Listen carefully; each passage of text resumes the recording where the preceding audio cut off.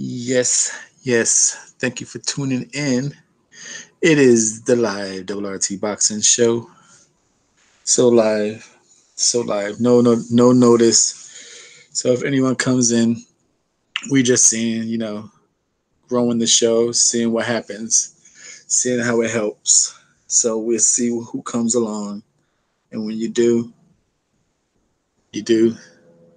and you'll be tuned into the RRT Boxing Show. But now, hopefully, we are definitely counting on the growth of the show through the replays. So this episode, season 3, episode 2, we are definitely talking about, as the title says, Devin Haney and the lightweight division.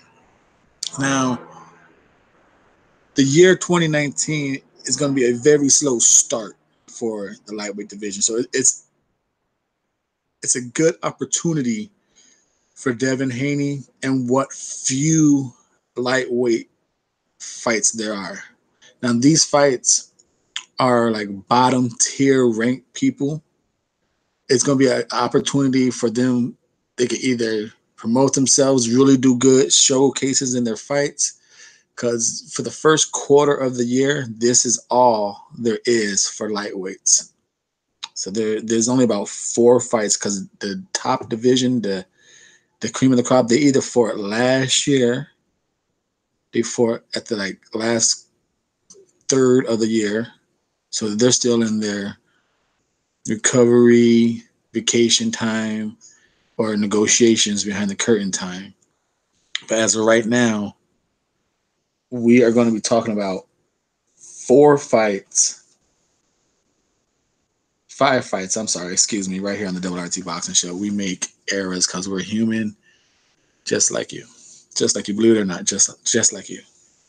Now, the 5 fights we are talking about, Devin Haney, of course, is probably the headliner by name choice.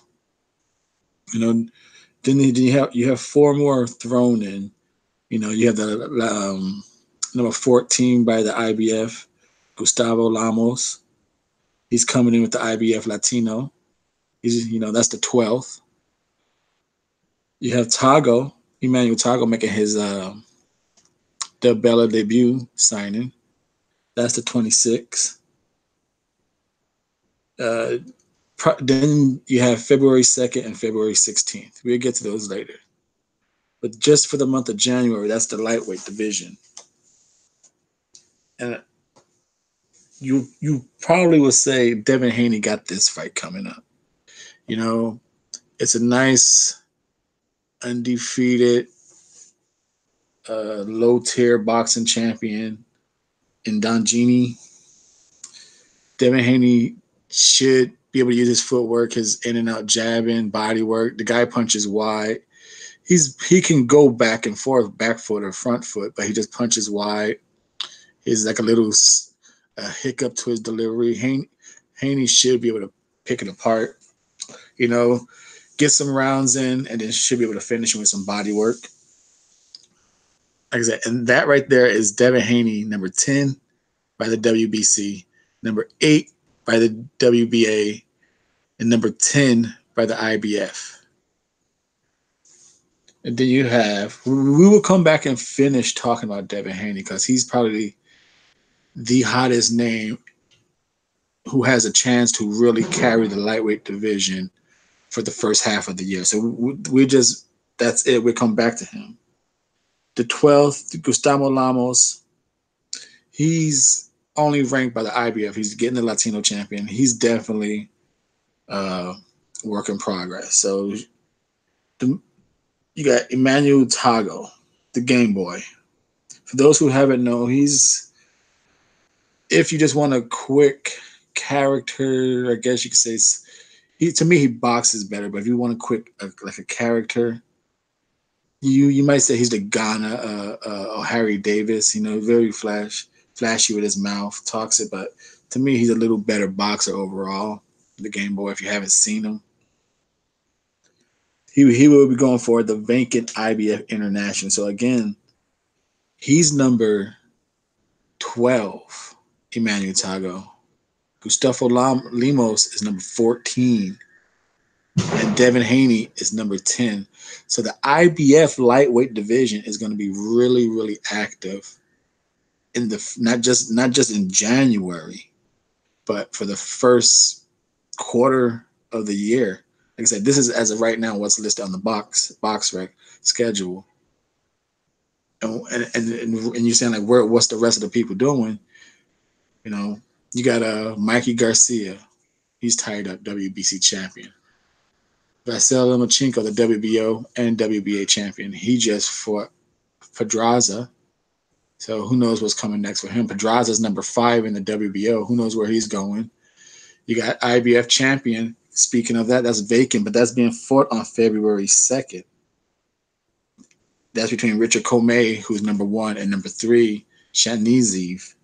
So that could be pretty, I guess, a lightweight carrier, depending on how that fight ends up.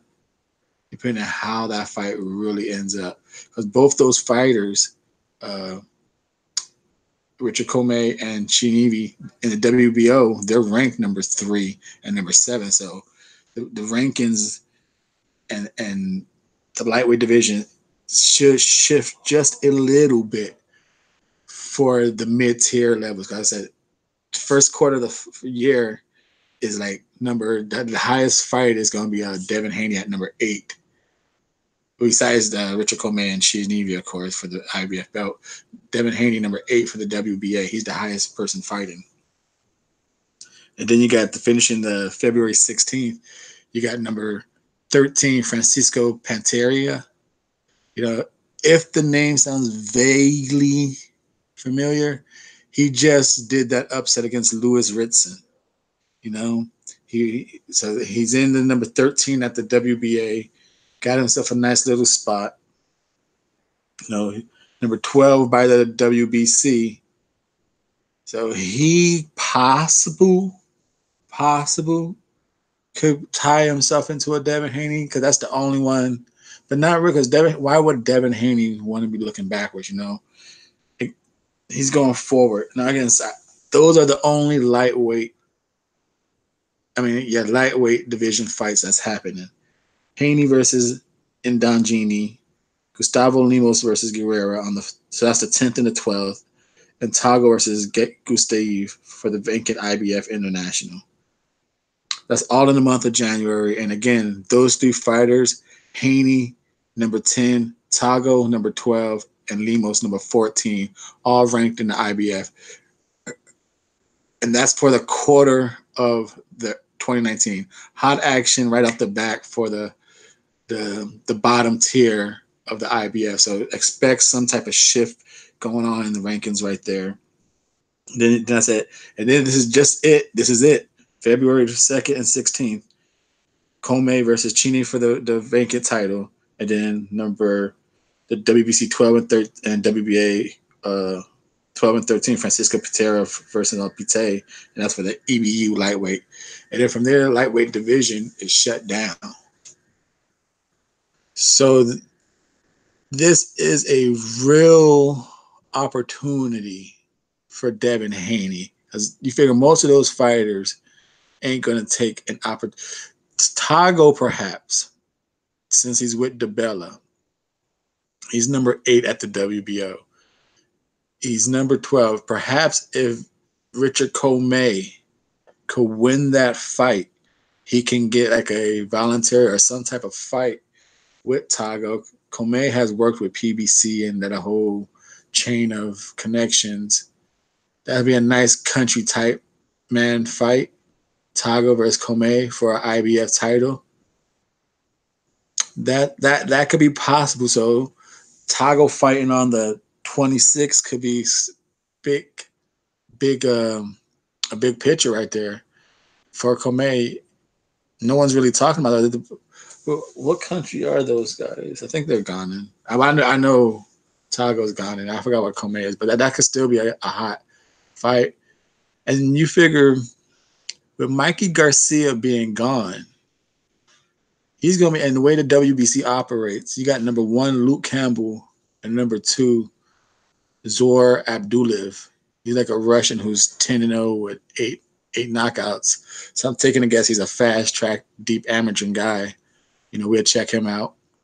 Anthony Crolla, who's number 3, he just defeated Dwan Jordan at the end of the year, and that was a WBA final eliminator. That was between number 1 and number 5. I was a little disappointed in that Jordan performance. I thought he was going to not just win the fight. I thought he'd at least do better, land more hands. So Anthony Corolla, him being number 1 WBA champion, Lomachenko, what's really out there for Lomachenko? You got Roman Andreev, who is his number 1 in the WBO. That is who was supposed to fight Raymond Beltran.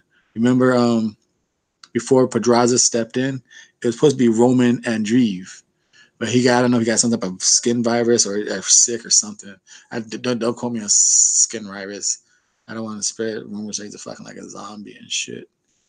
But yeah, that's what Lomachenko. So most likely, if Lomachenko has that options for him and can't get no other fight, because he ain't gonna get Mikey.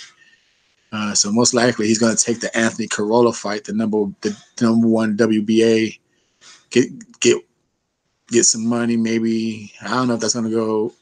That's gonna have to go ESPN. I don't see that going to DAZN unless it's just ESPN. Nah, ESPN's gonna have to fight that unless it's just stupid money DAZN wants to waste. So again, that is like the heavy division. Like again, WBC number 1 Luke Campbell and number 2 Abdullayev. We'll talk about that one. Number 3 Corolla, he's tied up with the most likely WBA, and he's ranked. That's about his highest. Number 4 is Javier Fortuna. He's always a good little throw-in for the PBC circuit. You never know what the fuck he's gonna bring. Number 5 Yavi Mindy, and number 6 Edie Talley. Edie Talley fought at the end of the year against Ugaraga or something, I believe. I forgot that fight, but I know I picked it wrong. I was wrong on that one. So, but I'm thinking that's just the top 6. I don't want to go too deep past that because I said the first quarter of the year is only the bottom tier.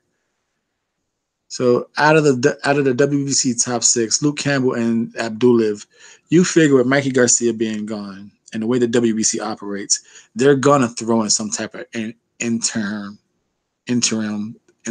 title, because Luke Campbell, I believe, is already the silver. So instead of just stripping Mikey, I won't be surprised if you see Luke Campbell versus Abdullayev for the interim, and then that way you'll be like, hey, whatever happens with Mikey Garcia and Spence, you get him. And then by that time, Mikey Garcia is already thinking, shit, I'm going to fight Lomachenko. That's what he's on the big shit, but they could just drag Campbell along for a while. And like I said, number 3, Corolla's probably going to get the Lomachenko fight. Number 2 at the WBA, Linares.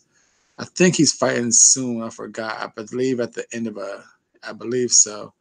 Like I said, number 3, Rances Bartholomew. Now, see, this is what I'm thinking. This is what I'm thinking right here. This could be an opportunity. The opportunity right there. Rances Bartholomew. Number 4, Robert Easter. Number 5, Duan Yard. And number 6, Emmanuel Marcel. With Devin Haney being number 8 in the WBA, he had a good chance at getting high in that one quick, because it's pretty PBC heavy fighters. You got, like I said, number 1, you got Corolla, and he's getting ready to have a title defense. And most likely, when he loses this against Lomachenko, he ain't gonna be fighting too much long. He might get some level domestic fights, farewell to the fan fights, that he'll probably ride off to the sunset. That leaves Jorge Linares. If the money's out there and there's nothing else, yeah, he might challenge Lomachenko for the rematch if it's out there. Number 3, Rances Bartholomew. Number 4, Easter Jordan. Haney could definitely fight Easter, Jordan, or Bartholomew. Bartholomew's ranked number 6 in the IBF. And like I said, with number 1 and number 3 fighting, those rankings are going to change. 6 Bartholomew, 7 Easter, number 9 Marcel, and 10 Devin Haney.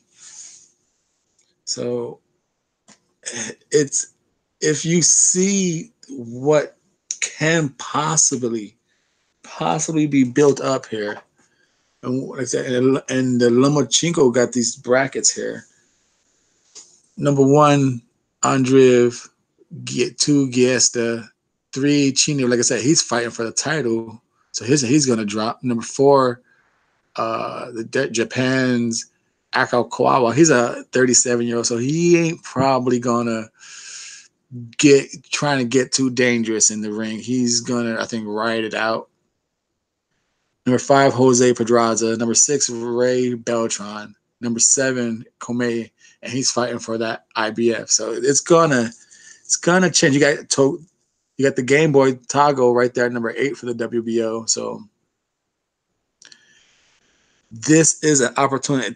And Teofimo Lopez, he's the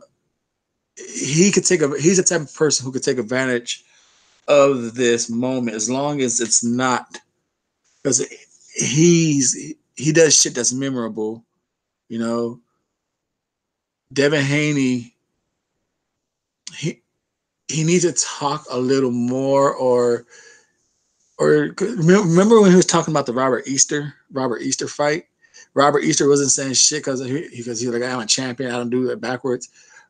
This is a perfect time for Devin Haney. Like I said, Devin Haney he's the first big fight, you know, under a PBC.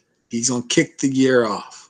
He has a solid opportunity to do it right, because the lightweight division is going to be quiet. He can make all the noise, and really no one could answer him unless they want to fight him. Like I said, Lomachenko's already going to be bigged up thing. He don't need to call him out. Garcia don't need to call him out. Komei and Chief don't need to call them out. But those Bartholomew, Easters, Fortunas, those PBC guys, he could fight those guys, and it could really make a name for himself, talk some trash. If he was ready to fight Easter, then he's going to say he's ready to fight Bartholomew and Easter and Fortuna now. And me, myself, I believe in the year of 2019, right here on the RRT Boxing Show, I'm your host, Mr. A. I believe that Haney is somehow he's going to get Bartholomew in the ring. I think that's going to be, looking at the rankings right here, you know, he's like, again, Haney's number 10 by the WBC, 8 by the BA, 10 by the BF, and everyone above him, Easter number 7, Bartholomew number 6, Komei's number 1 in IBF, Easter, Bartholomew 4 and 3 in the BA, Fortuna number 4 in the WBC. Those are PBC fighters. They could definitely get those fights, but Fortuna's a little questionable. That guy's still wild. You never know what he could do to Devin Haney. Easter is that's a nice quiet card headliner. If PBC like really want to come with this Fox deal and Showtime deal and fucking fights over it on ITV, this is a fight that could possibly like headline a small card, man. Robert Easter and Devin Haney, I think that's a great fight. But with those styles, but what I see happening in 2019 for Devin Haney, I think he's going to be given a star matchup against Rancis Bartholomew.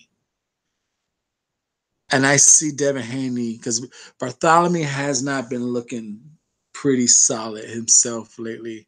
He seems to just be really forcing himself, like over exaggerating and taking shots and being that forward and not as fast as Haney. Haney's gonna be able to pick some shots apart, move around him, and I think that's gonna be, just looking at the rankings right here, what fight can Devin Haney really get? And it's going to be a nice name on his record. Number 3, Rancis Bartholomew in the WBA Rancis Bartholomew number 6 in the IBF. And again, Devin Haney is number 8.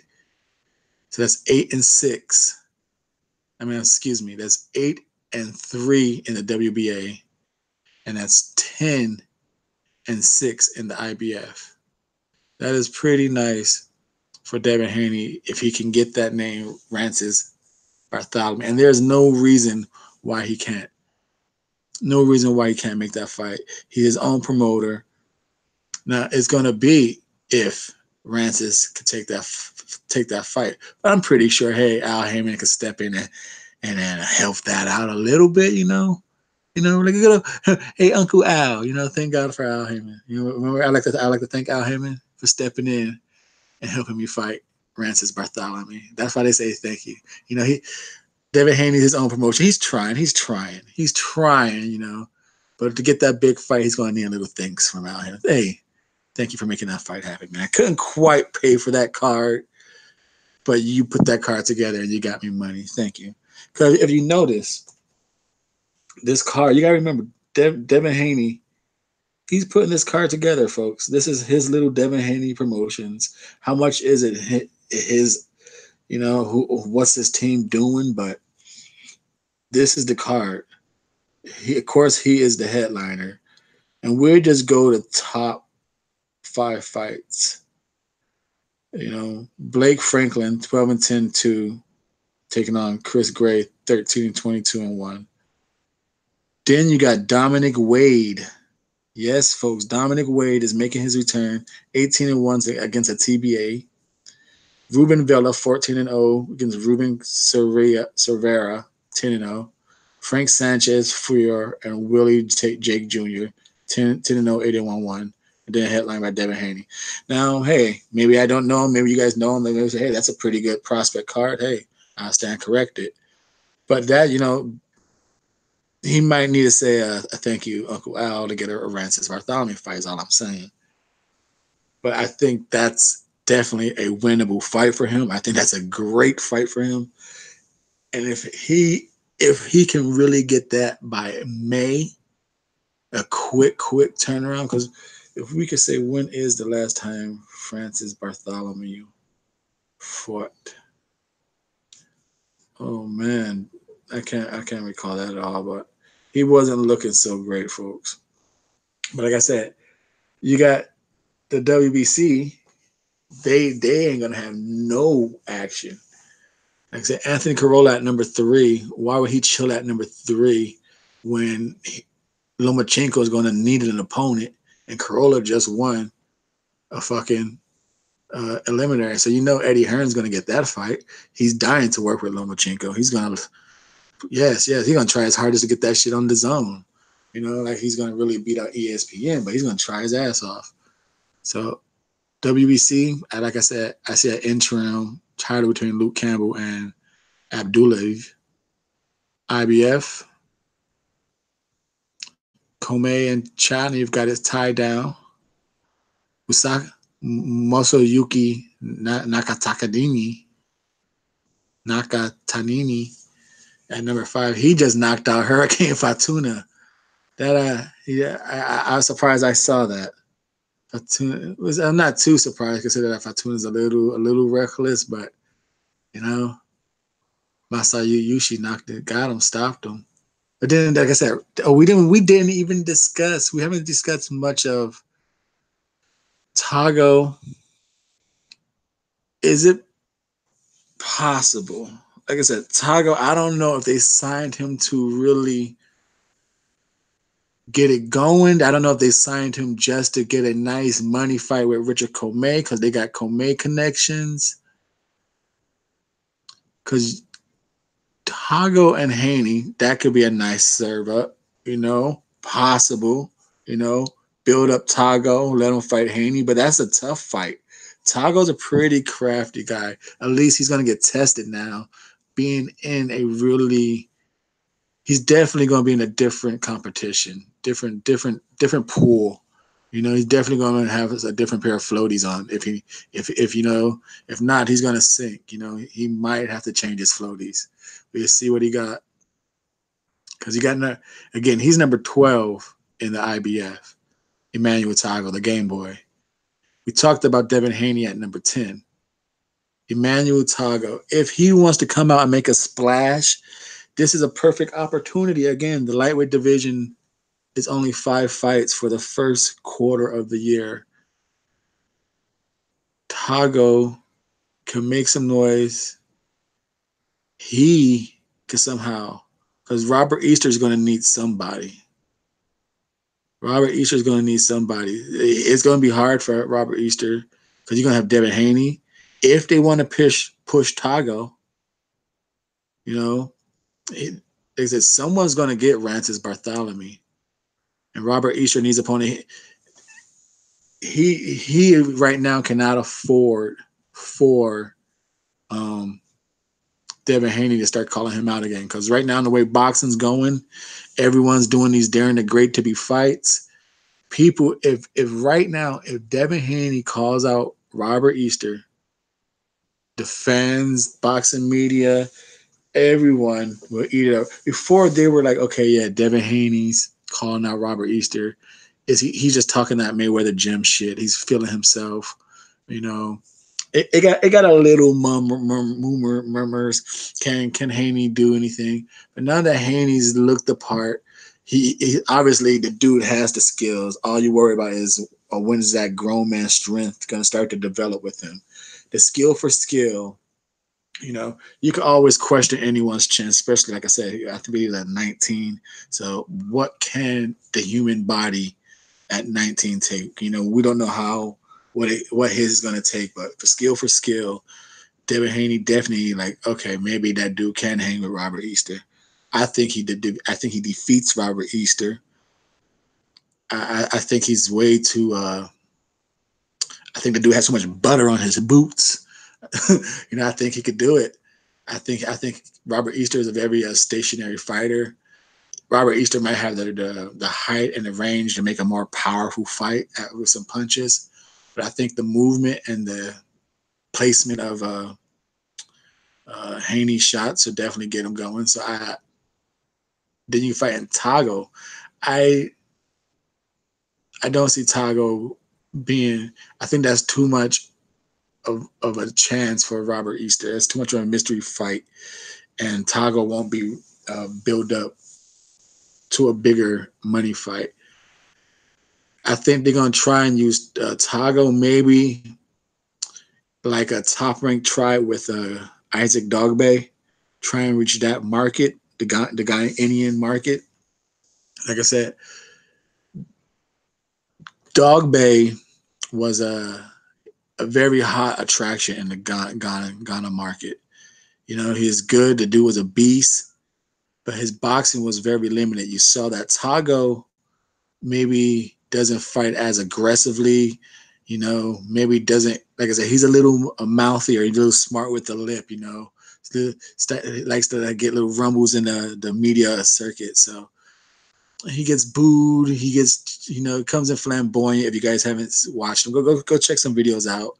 You know, Prince Nassim, Mayweather, or Harry type shit. You know, he's the Ghanaian boy who does that, the Game Boy. So he can be a nice market, and I think they're gonna try and tap into that, but just develop him a little better. So I don't see him quite getting a Robert Easter. I can see Tago definitely. You know, he's fighting. He's still getting his Ghanaian fight. Who is he fighting? Let's look exactly who. The good old Game Boy. Fighting Gusev. That is right, for the IBF International Lightweight title. Gusev is a nice come forward fighter for Tago.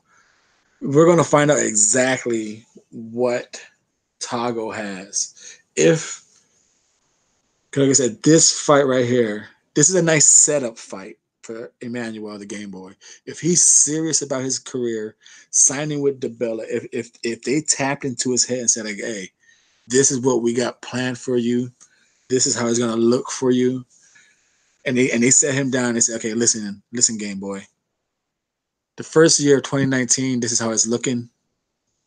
It's going to be very blank. We're going to get you a nice ranking title bout. You're number 12. You're going to be fighting for the IBF International title. And from there, we got connections to Robert Easter. We got connections to Bartholomew. We got connections to Devin Haney. We got connections to Richard Comey. If you could do good, you could get a nice African lineup against Comey and Tago. That could be your guys' country. Man, that could be a big fight in your guys' country. Don't worry about the United States. So he's like, okay, boom, I could go that route. But I was like, with this IBF at number 12, he could get going. I really can't see no one else taking advantage of this quiet spot in the lightweight division. Like, again, Rancis and Easter, it's going to be a very, very interesting to see what they do on the PBC market, because PBC is going to have all these dates coming up. They're getting all these events ready. They're going to have cards. And those guys sitting at those rankings, like, again, Rancis Bartholomew, number 3 by the WBA. And you figure by the time Rancis fights here, I thought he just fought recently, or was it one of the Bartholomews? But I thought Rancis got a victory very recently. So he could fight. He could be quiet as well. But Robert Easter, he's going to need a fight big time. Again, Emilio Marsili, he's one of those old vets, I think, just kind of picking at local country money. Yeah, he ain't really trying to do too much in the rankings. He's just chill on his number 6 spot for a while. You got a dark horse with the IBF number 4, Eddie Totley. You know, he might chill, pass up an opportunity to make some country money, just a little around the world money, just not United States status, not ready for the level. It's there for if Top Rank's going to, Top Rank might let Fimo Lopez just run loose, because the division is open. They got Lomachenko, who they don't give a fuck. They know Lomachenko's going to beat anyone's ass. So fuck it. Let Lopez just run amok. You know, there's no one out there who can really, everyone else is on the PBC market. You know, so if there's going to need a fight, it's going to have to be demanded kind of by public, and won't be surprised if, fuck it, like I said, those names out there, Robert Easter, Bartholomew, I doubt if they do a PBC Top Rank it, but maybe Bartholomew might get served up anyway. But I think Bartholomew is being saved for Devin Haney, and I definitely don't see a Robert Easter doing a Top Rank crossover with Lopez. So it's going to be a little tough for Lopez. Lopez got fights. I'm tripping. We just totally forgot the page on the WBO, and we know that's Top Rank fucking Continental. The WBO Top Rank Continental, Intercontinental, WBO right there. So we're looking at WBO. You got Pedraza, Beltran at 5 and 6, Lopez at 11. And I'm pretty sure they could get in contact with somebody over there and the rest of them. And again, you got Chaneev at number 3 fighting. Hesta's a golden boy. So they could do some contacts. And again, where else? Who's going to carry this lightweight division? People are tied up. And the only one who has this opportunity, either this is it for Robert Easter to come back and make some noise, or Devin Haney has a big opportunity to get a mouthpiece going for himself, make some noise, call some people out. Lopez is going to try his best with a Top Rank curtain, I guess. It's going to be hard for him to really call, but Haney could definitely call people out. A nice little build up for Tago. Now, very interesting. You know, since people are just, you know, fighting the fight, saying so and so's ducking so and so, and of course that so and so duck up is a lot of not and not in this weight classes, but it was at one point Lomachenko and Tank Davis. Now, what would be very interesting, you know, same side of the street, you know, do I believe it'll be a money fight? A nice, again, these are the type of fights I think as boxing fans, I will be pleased.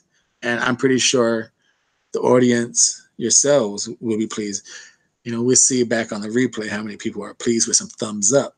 You know, that'd be nice. Hit those thumbs up on the replay. The lightweight division taking on super featherweight. What if Gervonta Davis and Devin Haney got in the ring? We're just talking to Mr. A's thoughts part right here. You know, we're always talking about Davis and Lomachenko. That's a nice fight. It is Davis and Farmer, same division. But what if, you know, fuck it, everyone's going up in weight classes, everyone's doing some wild out shit.